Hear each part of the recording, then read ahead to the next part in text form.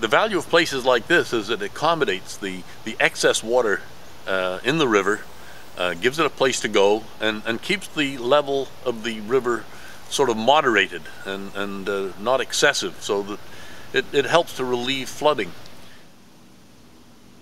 But this represents the height that water comes into during the winter time, and what's below becomes blanched, and what is above tends to be darker.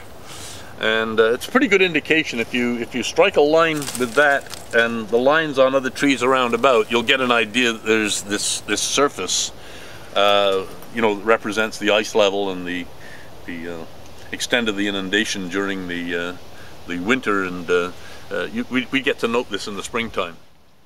In the river behind us here, we have a species, riparian species of turtle, the map turtle, that basically has its range, this whole confluence and the river systems around Montreal. They're adapted to this particular ecosystem, and when we fill in places like this and build close to the shoreline, it means that those particular species, like the map turtle, have no place to go.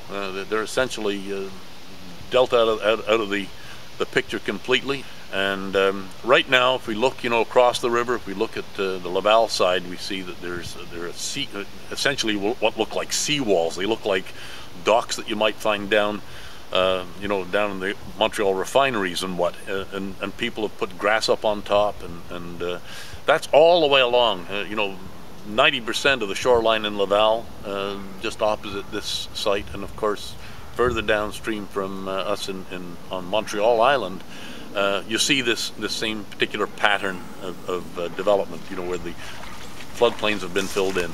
And it does channel the water. It increases the speed of the water, and it raises the level of the water, and creates havoc for places that are lower downstream. As a school teacher, I know just what value this place has to children. Their intellectual and their social development requires places to explore like this.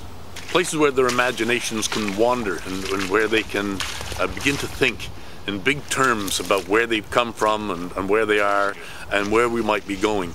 And children now are in a situation where they don't get to play anymore. They don't get to play outside. If we ask children to go and play out in the outdoors, they're confronted with green grass in front of the house, and then a sidewalk made out of concrete, and then beyond that, asphalt. And we're hearing now in Dollard-des-Ormeaux that they can't even play hockey in the streets. So this is one of our causes of our children having a problem with obesity and being sedentary and stuck in front of computer and game consoles and what, because there's nothing else. You know, we've simplified the environment that they could get all that stimulation out of, and this has long-term implications for our society. There's a disconnect that is being perpetuated that is going to be very telling in the long term. And I think, you know, we have to start thinking about how we turn that around.